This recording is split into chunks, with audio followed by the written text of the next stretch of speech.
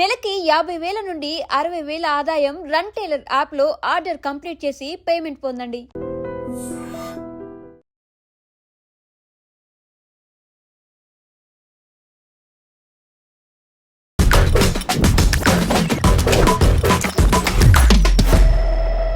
Hi hello నమస్తే, welcome back to our channel. నేను మీ వైషు. ఒక విద్యార్థిని 10th మండల టాపర్గా వచ్చింది. అయితే తర్వాత IIITకి ట్రై చేద్దామని ఎగ్జామ్ రాస్తే దాంట్లో ఫెయిల్ అయ్యి తనకి సీట్ రాలేదు. అందుకని సూసైడ్ చేసుకొని చనిపోయింది. ఇంకొక విద్యార్థిని, నేను చదువుతున్న చదువు నాకు అర్థం కావట్లేదు, చెల్లి నువ్వైనా మంచిగా చదువుకో, నాలాంటి చదువు వద్దు అని చెప్పేసి చదువు అర్థం కావట్లేదు అని ఆవిడ సూసైడ్ చేసుకుంది. అంటే చదువు అర్థం కాకపోతేనో లేకపోతే సీట్ రాలేదనో సూసైడ్ చేసుకోవడం ఎంతవరకు కరెక్ట్? అసలు వాళ్ళ ఆలోచన విధానం ఎలా ఉండి ఉంటుంది? ఈ విషయం గురించి మాట్లాడడానికి ఈరోజు నాతో పాటు థింక్ అగైన్ ప్రోగ్రాంలో motivational speaker and psychologist Madhavi గారు ఉన్నారు. మేడంతో మాట్లాడదాం. హలో మ్యామ్, నమస్తే. నమస్తే మ్యామ్. బాగున్నారా? మీరు ఎలా ఉన్నారు? చాలా బాగున్నాను. ఈ ఇద్దరు పిల్లల మైండ్ సెట్ని మనం ఎలా చూడొచ్చు మ్యామ్? అండ్ పరీక్షల్లో ఫెయిల్ అయినంత మాత్రానో, సీట్ రాలేనంత మాత్రానో, చదివింది అర్థం కానంత మాత్రానో సూసైడ్ చేసుకోవచ్చా? అంతవరకు వెళ్ళొచ్చు అంటారు? పిల్లలు ఎలా ఉంటారంటే, పిల్లలే కాదు ఎవరి గురించి ఒక మైండ్ సెట్ తీసుకుంటే వాళ్ళు అనుకున్నది సాధించలేకపోవడం వల్లనో, లేకపోతే వాళ్ళు ఏదైతే అనుకుంటారో అది దాని దగ్గరికి వెళ్ళలేకపోవడం వల్ల వాళ్ళకి ఒకటి ఐడెంటిటీ క్రియేట్ చేసేసుకుంటారు. అంటే వాళ్ళు ఏమనుకుంటారంటే, ఇది నాకు వచ్చిందంటే నేను వర్త్, అంటే ఇది నాకు వస్తేనే నేను వీళ్ళందరి మధ్యలో నేను ఒక మనిషిలాగా కనపడతానేమో, లేదా నేను ఒక మనిషిలాగా కనపడతానేమో. ఎందుకంటే వాళ్ళకి ఎక్స్పెక్టేషన్స్ బతుకుతూ ఉంటారు. ఇది చాలా చాలా డేంజర్ యాక్చువల్లీ. చాలా మంది పిల్లల్లో నేను గమనించాను. Recently I have seen so many cases also. స్కూల్కి వెళ్ళాను, ఒక స్కూల్కి. ఆ అమ్మాయి ట్యాగ్ పాత్ర క్లాస్ లీడర్ అని ఉంది. బికాస్ క్లాస్ లీడర్ అంటే అర్థం ఏంటంటే, ఎవరైతే క్లాస్లో ఫస్ట్ వస్తారో వాళ్ళకి లీడర్షిప్ ఇస్తారు. సో ఆ అమ్మాయి నాకు క్వశ్చన్ వేసాను. అంటే నార్మల్గా నేను టాకింగ్ టు హర్, నేను అన్నా, నువ్వు క్లాస్ లీడర్ కదా, వండర్ఫుల్, తో నీకు చదువుకోవడానికి ఎంత ఇంట్రెస్ట్ అని అడిగా. ఆమె ఏం ఆన్సర్ ఇవ్వలేదు నాకు. నేనేమనుకున్నా, మేబీ నాకు అర్థం కాలేదు అని మళ్ళీ అడిగా. ఓకే, నువ్వు క్లాస్ లీడర్ అని ఉంది కదా, నీకు క్లాస్ లీడర్ కాబట్టి నీకు చదువుకోవడం చాలా ఇంట్రెస్ట్ కదా, నువ్వు చదివినప్పుడు నీకు ఇంట్రెస్ట్ అనిపిస్తుందా లేదా, do you enjoy your education అని అంటే, అమ్మాయి కళ్ళలో నీళ్ళు పెట్టేసుకుంది. అయ్యో. అప్పుడు నేను మళ్ళీ దాన్ని అక్కడ అందరి ముందు అడిగితే కొంచెం ఫీల్ అవుతుంది కాబట్టి నాకు అర్థమైంది కాబట్టి లాస్ట్లో మా అమ్మాయిని పక్కకి తీసుకుని అడిగా. ఒక్కటే మాట ఉంది, నేను ఇది ఇష్టంగా రాలేదు, నాకు కష్టంగా వచ్చిందని చెప్పింది. ఆ రెండులో తేడా ఏంటని అడిగాను, ఆమెనే అడిగా. ఎందుకంటే ఆ రెండు తేడా ఆమెకు తెలిసిన ఆమె లైఫ్లో రేపన్నాడు తెలుసుకుంటుందంటే, లేదు మేడం, ఇది ఒక్కటి నాకు లేకపోతే ఏదో మిస్ అయిపోయానేమో అని ఫీలింగ్. అంటే ఇది వాళ్ళ క్లాస్ లీడర్ ఉన్నాను, రేపు మళ్ళీ నెక్స్ట్ టైం నేను మళ్ళీ క్లాస్లో రాకపోతే ఈ బ్యాచ్ నాకు ఇయ్యరు, ఇది రావడం ఏమో కానీ క్లాస్లో ఫస్ట్ రాకపోతే నేను ఏమైనా అయిపోతానేమో అన్న ఫీలింగ్లో ఉంటున్నానే తప్ప నేను దాన్ని ఎంజాయ్ చేయట్లేదు. నాకు చదువుకోవడం అంటే ఇష్టమే, కానీ అది క్లాస్లోని ఫస్ట్ రాకపోతే ఏమైనా అయిపోతానేమో అన్న ఫీలింగ్లో నేను బతుకుతున్నాను అంది. అయ్యో. ఆలోచించని 9th క్లాస్ స్టూడెంట్ అమ్మాయి. అంటే ఇప్పుడు మీరు అన్న రెండు క్వశ్చన్స్కి మనం ఆలోచిస్తే, ఈ రెండిట్లో ఉన్న అమ్మాయి మైండ్ సెట్ ప్రాబ్లం ఇదే, అతివృష్టి అనావృష్టి కేసెస్. అంటే చదువుకోవాలి, కానీ ఆ చదువు ఇష్టంగా చదవకపోతే మాత్రం నిజంగా ఇలాంటి కేసెసే వస్తాయి. అంటే అది ఇష్టంగా అంటలే నేను, అంటే వర్త్, అంటే ఇది నేను క్లాస్లో ఫస్ట్ వస్తేనే నేను చదివినట్టు మనిషిని, అయితే నేను ఒక ఉండాలి. లేదా కొంతమందికి ఇప్పుడు మీరు ఈ అమ్మాయి చనిపోవడం కారణం ఒకటి, main thing is family pressure అంటానా, అది పక్కన పెట్టేద్దాం. అది కూడా ఉండొచ్చు. ఫ్యామిలీ వాళ్ళు ఏం చేస్తారు, నీకు రావాల్సింది, మేము చేయలేకపోయాం, నువ్వు కంపల్సరీ అవ్వాల్సిందే, ఇది అయ్యావు అంటే నువ్వు చాలా సక్సెస్ అయినట్టు, IIITలో సీట్ రావాల్సిందే, నువ్వు కొట్టాల్సిందే. ఇది చిన్నప్పటి నుంచి చెప్పి కూడా అమ్మాయిలో ఒక రకంగా తనకంటే నేను సీట్ వస్తేనే వీళ్ళందరూ నన్ను లైక్ చేస్తారు, నా ఎగ్జిస్టెంట్ గా ఉంటాను, లేకపోతే వీళ్ళందరి మధ్యలో నేనంటూ ఉన్నానని ఒకటి వీళ్ళు క్రియేట్ అవుతాను, అదొకటి అవుతుంది. ఇంకోటి ఏంటంటే, ఈ పిల్లలు కూడా చిన్నప్పటి నుంచి ఒకటి పెట్టుకుంటారు, నేను కంపల్సరీ మంచి కాలేజ్లోనే సీట్ రావాలి, నేను అక్కడే క్రాక్ చేయాలి, నేను చేస్తే అక్కడే చేయాలన్న ఒక ఆలోచనతో వాళ్ళు పెరుగుతూ ఉంటారు. కాబట్టి ఎప్పుడైతే అది బ్రేక్ అవుతుందో, ఈ సూసైడ్ అవ్వడానికి గంటలు అవసరం లేదు మేడం, 30 seconds.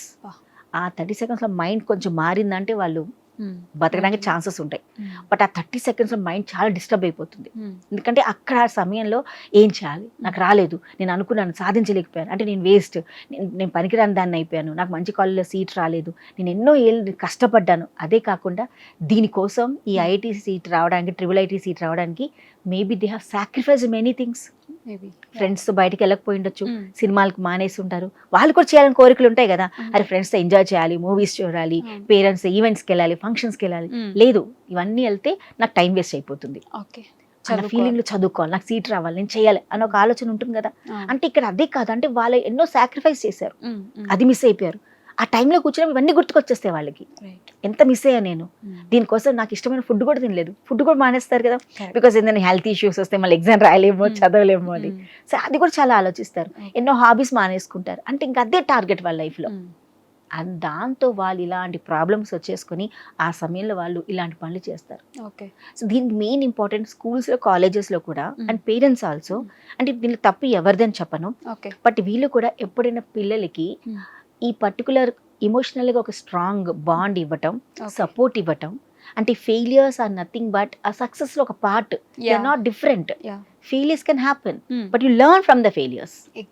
ఇదే రిపిటేషన్ చేయకండి. మళ్ళీ మీరు ఇవాళ మీకు మార్క్స్ తగ్గినాయి, రేపు దీన్ని పెంచడానికి ప్రయత్నించండి. అంతేగాని మార్క్స్ తగినంత వారు నీ వాల్యూ పడిపోలేదు, because the end of the day నువ్వే ఇంపార్టెంట్ అందరికి. Correct, you are the important person. అంటే ఒక సినిమాలో ఆర్ బయట కానీ టాపర్స్ అయితే కొన్ని బ్యాడ్జెస్ పెడతారు వాళ్ళకి, స్కూల్ టాపర్ లేకపోతే సెకండ్ టాపర్ అని చెప్పేసి. ఒకవేళ ఫెయిల్యూర్స్ అయితే బ్లాక్ బ్యాడ్జ్ పెట్టేసి వాళ్ళందరినీ స్టేజ్ ఎక్కించేసి ప్రేయర్లో అందరి ముందు వీళ్ళు ఫెయిల్యూర్స్ ఇయ్యరు, ఈ సంవత్సరం వీళ్ళు ఫెయిల్ అయ్యారు అని చెప్పడం వల్ల దాంట్లో ఒక అబ్బాయి సూసైడ్ చేసుకుందామని చూస్తాడు. అంటే మా నాన్న నన్ను కష్టపడి చదివించాడు, నాకేం అర్థం కాలేదు, వీళ్ళు నాకు ఫెయిల్యూర్ బ్యాడ్జ్ ఇచ్చారు, నన్ను చూసి అందరూ నవ్వారు, నేను ఇంకా బ్రతకలేను అని చెప్పేసి. ఇక్కడ స్కూల్ మేనేజ్మెంట్ది తప్పను అనలేమా మ్యామ్ మనం?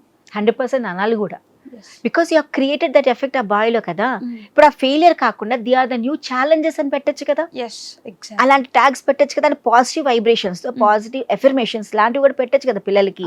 అంటే ఒకటి కొంతమందికి ఏంటంటే నెగిటివ్ గా, ఇప్పుడు మీరు చెక్ ది ఇండియా చూడండి, దాంట్లో లాస్ట్ మినిట్ లో వచ్చేసేసి వాళ్ళ కోచ్, అంటే మన షారుఖ్ ఖాన్ అనుకోండి, కోచ్ వచ్చేసి మీరు వేస్ట్, మీరు పనికిరారు, మీరు ఇలా కొట్టుకుంటూ కూర్చోండి, వేరే వాళ్ళు గెలుస్తారు, మనం ఇలాగే కూర్చుందాం, నేను గోల్ కొట్టాలి, నువ్వు గోల్ కొడదాం, దీని గోల్ కొట్టుకొని నేనే కొట్టాలి, ఎక్కువ నెంబర్స్ కొట్టాలి, దీన్ని నేను కింద పడేయాలి, ఈ ఆలోచన మనం ఆడుకుంటూ ఉందాం, వాళ్ళ ఆట వాళ్ళు ఆడుకుంటారు, మనం ఇలాగే ఓడిపోదాం అన్న వెంటనే వాళ్ళందరూ చిచి మేము తప్పు చేస్తున్నాం అని చెప్పి ఒక్కసారిగా అందరు యునైటెడ్ గా చేసి గేమ్ గెలిపిస్తారు. That is a team work. అంటే ఏ సమయాన్ని ఎలాంటిది ఇవ్వాలో చాలా ఇంపార్టెంట్. బట్ అదే టీంని నలుగురిలో నించోపెట్టి షారుఖ్ ఖాన్ అందరి ముందు తిట్టుంటే మేబీ సినారియో వేరే ఉండేది. అంటే ఎక్కడ మనం మాట్లాడేది చాలా ఇంపార్టెంట్. పిల్లాడు ఫెయిల్ అయ్యాడా, పర్సనల్ గా కూర్చోపెట్టి కౌన్సిలింగ్ చేయండి, చెప్పండి ఇగో నువ్వు ఇలా చేసావు, నీకు ఎందుకు ఫెయిల్ అయ్యావు, నీకు ప్రాబ్లం ఉంటే చెప్పండి. అంతేగాని మీరు అందరి ముందు పిల్లలు నించో పెడితే చాలా మంది ఎమోషనల్గా చాలా స్ట్రాంగ్ ఉండరండి. కరెక్ట్, పిల్లలు చాలా వీక్ ఉంటారు. మీరే ఆలోచించండి, మనం సరిగ్గా చేయకపోతే మన నలుగురిలో నించోపెట్టి మాట్లాడితే ఎంత బాధ అనిపిస్తుంది. అంటే నా వర్త్ దీని ద్వారానే నేను బై చాన్స్ స్పోర్ట్స్లో బాగున్నాను కదా, నేను మంచి మాట్లాడతాను కదా, నాకు మంచి డ్రాయింగ్ వచ్చు కదా, అది చెప్పకుండా ఉత్తి నా చదువునే ఫోకస్ చేశారే వీళ్ళు. అంటే వేరే దాంట్లో టాలెంట్ వేస్ట్. అప్పుడు ఏమవుతారు చెప్పండి పిల్లలు? పర్సనల్ గా చెప్పడం వేరు, ప్రైవేట్ గా మొత్తం అందరి ముందు నిలబెట్టేసి చెప్పడం వేరు. ప్రిన్సిపల్ ముందు టీచర్, అదే ప్రిన్సిపల్ టీచర్ తీసుకొచ్చి పిల్లల ముందు తిడితే ఎలా ఉంటుంది? ఇప్పుడు ఏ సినారీ ఒకటి, ఏ కేసైనా ఒకటి, పిల్లలేంటి పెద్దవాళ్ళేంటి, ఎవరికైనా మనసే, ఎవరికి బాధే, ఎవరికైనా అదే అనిపిస్తుంది కదా. సో ఇప్పుడు అమ్మాయి కేసు అంతే జరిగింది. న్యాచురలీ అనుకున్న సీటు అన్నేళ్ళు కష్టపడింది, రాలేదు. పేరెంట్స్ మేబీ ఉంటారు, మన కొంతమంది పేరెంట్స్ ఉంటారు, ప్రతిసారి ఫోకస్డ్గా మాట్లాడతారు, మా పిల్ల ఇప్పుడు పాస్ అయిపోయింది, గ్యారంటీ ఐఐటీ సీట్ కొట్టే, ట్రిపుల్ ఐటీ సీట్ కొట్టేస్తుంది, మీరు చూస్తూ ఉండండి, ఇలా మాట్లాడే వరకు పిల్లలు ఏమవుతారండి? ఎక్స్పెక్టేషన్స్ ఉన్నాయి నా మీద, మా అమ్మ వాళ్ళకి కంపల్సరీ. అయ్యో అంటే ఇంత బాధపడుతున్నారు, రాకపోతే వాళ్ళు ఏమైపోతారా. అదే కానీ పేరెంట్ చెప్పినప్పుడైనా కూర్చోపెట్టి నలుగురిలో చెప్పండి, తప్పలేదు, ఇట్స్ ఓకే. బికాస్ మనం పిల్లల గురించి మన నలుగురు చెప్తుంటే పిల్లలకు ఒక గోల్ ఫామ్ అవుతుంది. మళ్ళీ ఒక్కళ్ళుగా ఉన్నప్పుడు ఒరే నువ్వేం బాధపడకు, ఏదైనా అయితే we are there for you, emotionally మేమున్నాం, నువ్వేం భయపడకు, జస్ట్ గివ్ 100%. ఏదైనా జరిగినా కూడా it's okay, will have next chance. అలా చెప్పే పేరెంట్స్ ఉంటే కూడా పిల్లలు ఇలాంటి పనులు చేయరు. చాలా మందికి ఇదే ప్రాబ్లం. పేరెంట్స్ మేబీ స్కూల్ బాగుంది, మేనేజ్మెంట్ చాలా బాగా సపోర్ట్ చేస్తుంది, కానీ ఈ పిల్లల్లో ఉంటుంది కదా, ఎప్పుడు వాళ్ళని ఒక అంటే నేను ఉంటే నెంబర్ 1 గానే ఉండాలి, లేకపోతే నేను అసలు వేస్ట్ అన్న వాళ్ళే క్రియేట్ చేసుకుంటారు. ఇలాంటి ప్రాబ్లమ్స్ ఉన్న వాళ్ళ పిల్లలకి మనం చాలా జాగ్రత్తగా తెలుసుకోవాలి. బికాస్ పేరెంట్స్ తెలుసు, ఎందుకంటే వాళ్ళ ఇంట్లో ఇదే కాదు ప్రతి దాంట్లో కూడా అలాగే బిహేవ్ చేస్తారు. అంటే ఒక వస్తువు చేశారనుకోండి, అది పర్ఫెక్ట్ వచ్చే వరకు కష్టపడుతూ ఉంటారు. అంటే పేరెంట్స్ అర్థం చేసుకోవాలి, అమ్మో వీళ్ళకి కొంచెం ప్రాబ్లం ఉంది, జాగ్రత్త పడాల్సిందే, కూర్చోపెట్టి మాట్లాడారు, ఒరే అంతగా అవసరం లేదురా, జాగ్రత్తగా, ఏం పర్వాలేదు, కొంచెం పాడైనా పర్వాలేదు, నెక్స్ట్ ఇంకా కొత్తగా పెట్టు అని చేస్తే బాగుంటుంది. ఇప్పుడు ఈ అమ్మాయి కూడా బై ఛాన్స్ షేర్ చేసుకోవడానికి ఇంకెవరు లేకపోయిండొచ్చు. That is also one of the reason ఉంటుంది. ఇప్పుడు ఎవరి దగ్గరికి వెళ్ళి చెప్పాలంటే ఎవరు వినేవాళ్ళు లేరేమో అమ్మాయికి, పెయిన్ వినటానికి ఎవరు పేరెంట్స్ డాడీ ఇలా జరిగిందంటే అబ్బాబ్బా నువ్వు ఇలాగే చెప్పుడు వంకలు చెప్తూ ఉంటావు, చదవమన్నప్పుడు ఇలా చేసి ఉంటావు కాబట్టి ఇలా అయ్యిందేమో అనేవాళ్ళు ఉంటారు. పేరెంట్సే కాదు, ఫ్రెండ్స్ అలాంటివి ఉంటారు, మేనేజ్మెంట్ అలా ఉంటుంది. మా మేనేజ్మెంట్ గురించి మన అందరికి తెలిసిందే, వాళ్ళకి ర్యాంక్స్ తప్ప చాలా వరకు అవసరం ఉండదు. అంతే, వాళ్ళకి నువ్వు ర్యాంక్ వచ్చావు బెస్ట్, ర్యాంక్ లేవా వెనకాల. ఇందాక మీరు అన్నారు కదా బ్లాక్ బ్యాచెస్, అంతే తప్ప బ్లాక్ గోల్డ్ అనుకో మనం తీసుకుంటే ఆ 2 బ్యాచెస్ లోనే వాళ్ళు కొట్టుకుంటారే తప్ప ఈ మధ్యలో వాళ్ళు ఎంత సపోర్ట్ చేస్తే ఈ బ్లాక్ ని మనం గోల్డ్ గా కన్వర్ట్ చేయగలం అని ఒక ఆలోచన వాళ్ళు క్రియేట్ చేస్తే ఇవి చాలా బాగా జరుగుతాయి. కానీ ఇవి మనకి ఇప్పుడు సొసైటీలో ప్రాబ్లం ఏంటంటే ఎడ్యుకేషన్ సిస్టమ్ కొంచెం ప్రాబ్లమాటిక్ గా నడుస్తుంది మనకి. అంటే పిల్లలు చదువే కాదు దేనైనా వాళ్ళు రాణించగలరని ఒక ఆలోచన వాళ్ళు క్రియేట్ చేయాలి. పిల్లలు దేంట్లోనే చదువుకోవడం అనేది చాలా important. Marks are only to show to know that way they are standing, అంతేకాని that is not the result. అదే నువ్వు మార్కులు వస్తేనే నువ్వు బాగా చదివినట్టు, మార్కులు ఉంటేనే నువ్వు మంచిగా ఎక్కడైనా నువ్వు రాణించగలవు అనేది ఎక్కడా లేదు. ఎందుకంటే మన హిస్టరీ రిపీట్ చేస్తే చాలా మంది సక్సెస్ పర్సన్ వెనకాల ఫెయిలియర్స్ ఎన్ని ఉన్నాయండి. అందరు సక్సెస్ అయిపోయిన వాళ్ళ, కానీ నేను ఆలోచించిన చాలా సక్సెస్ అయిన వాళ్ళు ఒక్కసారి ఫెయిల్ అయితే భరించలేక చనిపోయే వాళ్ళు ఎక్కువ ఉంటారు. So we have to teach our children, చిన్న పిల్లలకి కదా అందరు పెద్దవాళ్ళు కూడా నేర్చుకోవాలి. ఫెయిలియర్స్ ఆర్ లెర్నింగ్ థింగ్స్, నేర్చుకుందాం, తప్పులు చేద్దాం, చేయకపోతే తెలియదు కదా మనకి, చేద్దాం కానీ దాంట్లో నేర్చుకుందాం. సేమ్ తప్పుని రిపీట్ చేస్తే వేస్ట్, బికాస్ మనం ఎదగట్లేదు, ఆ తప్పులు అక్కడే ఆగిపోతుంది. సో మనం ఇది నేర్చినప్పుడు సొసైటీకి చెప్పినప్పుడు గ్యారంటీ చాలా మంది పిల్లలు ఇది చేయడానికి ముందు ఆగుతారు. Just think about your life, ఇది నాకు ఇంపార్టెంటా, ఇది రాకపోతే నేను మళ్ళీ ప్రయత్నించలేనా, నెక్స్ట్ నేను చేయలేనా, ఎవరు చూపించాలండి.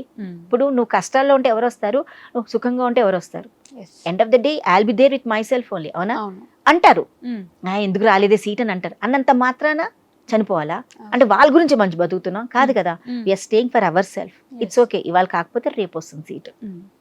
Because I have a wonderful parents, I have a wonderful myself. నేను అంత అద్భుతంగా చదువుకునే వ్యక్తిని నేను ఉన్నాను, నేను ఎలాంటైనా కష్టపడగలుగుతాను అన్న నా గురించి నేను తెలుసుకున్నప్పుడు నా సెల్ఫ్ అవేర్నెస్ బాగా క్రియేట్ చేసుకుంటే ఎవరైనా ఒక మాట అన్నా ఏమైంది దాంట్లో అంటే నా మాట వాళ్ళ వల్ల నా లైఫ్ డిసైడ్ అవుతుందా? వాళ్ళు రైట్ అంటే రైట్, రాంగ్ అంటే రాంగ్, నువ్వు వేస్ట్ అంటే వేస్ట్ అనుకుంటే ఇలాంటి సిచ్యుయేషన్సే ఉంటాయి. So this has to be emotional things, ఈ సెల్ఫ్ ఎక్స్ప్రెషన్స్ అలాంటి పిల్లల్లో మేనేజ్మెంట్ అన్న పేరెంట్స్ అని డెవలప్ చేసినాడు, లేకపోతే వీళ్ళన్నా కొంచెం అవేర్నెస్ చేసుకుంటే ఇలాంటి కేసెస్ తగ్గుతాయి. అలాగే మీరు ఇందాక ఇంకొక పిల్ల గురించి చెప్పారు, అవును చనిపోయింది అంటే బికాస్ నేను చదువుకోలేను అని. ఇందాక మన ఈ పాయింట్ లో అర్థం కావట్లేదని, but the words you have put it. చెల్లి నువ్వు చదువుకో అంటే ఏంటి అంటే చదువునే ఒక రెస్పెక్ట్, చదివితేనే రెస్పెక్ట్ వస్తుంది, చదివితేనే నువ్వు రికగ్నైజ్ అవుతావు, చదువు వల్లనే నీ వాల్యూ క్రియేట్ అవుతుంది అన్న ఒక బ్యాడ్ ఇంప్రెషన్ ఏదైతే మన పిల్లల్లో క్రియేట్ చేస్తున్నామో that is the reason for her. she can openly tell to her parents. Parents కూడా వినడానికి రెడీగా ఉండాలండి. ఇప్పుడు చాలా మంది నేను చూసాను పాపం వాళ్ళందరినీ అంటే ఇప్పుడు వాళ్ళకి మ్యాథ్స్ అంటే ఇంట్రెస్ట్ ఉండదు, లేదా సైన్సెస్ అంటే ఇంట్రెస్ట్ ఉండదు, బట్ పేరెంట్స్ ప్రెషర్, నువ్వు ఎంబీబీఎస్ చేయాల్సిందే, నువ్వు బైపీసీ చదవాల్సిందే, నువ్వు ఇంజనీర్ అవ్వాలి, నువ్వు ఎంపీసీ చేయాల్సిందే అని దాంట్లో తోసేస్తారు. కానీ వాళ్ళకి ఆ సబ్జెక్ట్ అర్థం అవ్వట్లేదే. టీచర్స్ దగ్గరికి వెళ్తే ఏమంటారు, చాలా మంది ఫ్యాకల్టీ మనం అంటాం కానీ వాళ్ళు టైం ఇయ్యారండి. చాలా మంది అంటారు ఇది కూడా అర్థం కావట్లేదా, మళ్ళీ ఎలా వచ్చావు నువ్వు చదువుకోవాల్సింది, సెల్ఫ్గా చదువుకో అంటారు. సెల్ఫ్గా చదువుకుంటే ఇంకా మీరెందుకు, ఇప్పుడు మనకు అర్థం కావట్లేదనే కదా పిల్లలు వచ్చింది. సో ఆ సబ్జెక్ట్ ఎప్పుడైతే బ్రెయిన్కి ఎక్కదో, ఆ సబ్జెక్ట్ అర్థం కాదు, because one thing they lakh interest in that subject. One more thing is వాళ్ళకి ఆ సబ్జెక్ట్ మీద నేర్చుకోవాలనుకుంటున్నారే కానీ ఎంత ప్రయత్నించే వాళ్ళకి సెల్ఫ్ రావట్లేదు. ఒక మెంటర్ లేరు, ఒక టీచర్ హెల్ప్ లేదు, పేరెంట్ హెల్ప్ లేదు, అలాంటప్పుడు ఆ సబ్జెక్ట్ వాళ్ళకి నాలెడ్జ్ రావట్లేదు. నెక్స్ట్ ది వాళ్ళకి అది ఇష్టమే లేదు అక్కడ. They are not so much అంటే వాళ్ళకి ఇదే చేయాలని లేదు, వాళ్ళకి ఎంపీసీ చేసి ఇంజనీరింగ్ చేయాలనే లేదు, maybe they wanted to do something else. అప్పుడు పేరెంట్స్ కొంచెం సపోర్ట్ చేస్తే గ్యారంటీగా ఇలాంటి పిల్లలు బతికించగలుగుతాం కదా. ఇప్పుడు బాధపడి పేరెంట్స్ అన్న మేనేజ్మెంట్ మీద తోసో, మేనేజ్మెంట్ పేరెంట్స్ మీద తోసి ఇప్పుడు ఇన్ని చేశాక లాభం బదులు ఒక్కసారి పేరెంట్స్ కూర్చొని ఆలోచిస్తారు. ఇప్పుడు అరే నా పిల్లలు నేను ఎప్పుడు అడగలేదే, నా కూతురు నేను ఎందుకు అడగలేదు, నీకు ఇది ఇష్టమా లేదా నేను అడిగాను ఎప్పుడన్నా, ఒక్క ప్రశ్న వాళ్ళ పేరెంట్స్ వాళ్ళ పిల్లల్ని అడిగితే ఇవాళ ఆన్సర్ వాళ్ళకే వస్తుంది. ఇప్పుడు మేనేజ్మెంట్ మీరు తోస్తే ఏమొస్తుందండి, వాళ్ళ కూతురు వెనక్కి వస్తుందా? ఇలా కాకుండా అరే నేను చేసిన తప్పు వేరే పేరెంట్స్ చేయకూడదు, please parents take care of your children, మీ పిల్లల్ని అడగండి, వాళ్ళకి కష్టంగా ఉంటే వాళ్ళకి ఏది ఇష్టం చేయిద్దాం అని ఒక ఆలోచన పేరెంట్స్ క్రియేట్ చేస్తే ఎంతో మంది పిల్లలు బతుకుతారు. This is important. కానీ blaming is will not get any answer. ఏం చేస్తాం, మేనేజ్మెంట్ 2 డబ్బులు ఇచ్చి మాఫీ చేస్తారు కేసులు, బట్ అదే పేరెంట్ ఇంకో పేరెంట్ జరగచ్చు కదా. ఇది అంటే నాకు జరిగిన పెయిన్ వేరే పేరెంట్ జరగకూడదు అంటే ఇలాంటివి చెప్పాలి. అప్పుడు పేరెంట్స్ అనగా కరెక్ట్ బాధ్యత. ఇప్పుడు రెండో పాప, ఆ అమ్మాయిని బాగా చూసుకోండి ఫస్ట్. ఆ అమ్మాయికి ఇష్టం ఉందో లేదో తెలుసుకోండి, జాగ్రత్తగా చూసుకోండి. ఎందుకంటే ఒక చేసిన మిస్టేక్ మళ్ళీ రిపీట్ అవ్వద్దు. కరెక్ట్. అలా అని చెప్పేసి పిల్ల కూడా ఇప్పుడు జరిగిన అక్కకి జరిగిన సిచ్యువేషన్ అర్థం చేసుకొని నా లైఫ్లో ఏం కావాలో ఆ అమ్మాయి కరెక్ట్గా ఫోకస్గా పనిచేయాలి. ఎడ్యుకేషన్ ఈజ్ ఇంపార్టెంట్ అండి. Education gives us knowledge. Knowledge and educations are ఇద్దరికి ఒకటికొకటిగా ఉండాల్సిందే. అంతేకాని బాగా చదువుకుంటేనే నేను జీవితంలో సక్సెస్ అవుతాను, నాకు మంచి పొజిషన్స్ వస్తాయంటే లేదు. నాలెడ్జ్ కూడా ఉండాలి దాని దగ్గరగా. కాబట్టి ఈ రెండు మనం కరెక్ట్గా మనని, ఈ చదువే మన ఐడెంటిటీ క్రియేట్ చేస్తుంది, ఈ చదువు వల్లనే నేను ఐడెంటిటీగా ఒక ఫామ్ అవుతాను, this is only my identity అనేది చాలా తప్పు. Identity is not education, identity is a knowledge and your self. ఎక్కడ నువ్వు రాణించాలంటే ఫస్ట్ నీ గురించి నువ్వు తెలుసుకో. Exact. You can rule anywhere. Okay ma'am, thank you so much. నిజంగా ప్రస్తుతం ఉన్నటువంటి సమాజం దేనికి ప్రయారిటీ ఇస్తుంది? ఆర్థిక సంబంధాల చుట్టూ మాత్రమే తిరుగుతోంది. మళ్ళీ ఎన్నికలంగానే చాలా విరక్తి కలుగుతాను. మంచి అనిపిస్తుంది కదా, లేడీస్ కూడా ఛాలెంజింగ్ జాబ్స్ చేసినప్పుడు చాలా బాగుంటది. ఫుడ్ డెలివరీ ఇవ్వటానికి వెళ్ళినటువంటి డెలివరీ బాయ్ అనిల్ పై కళ్ళ ముందు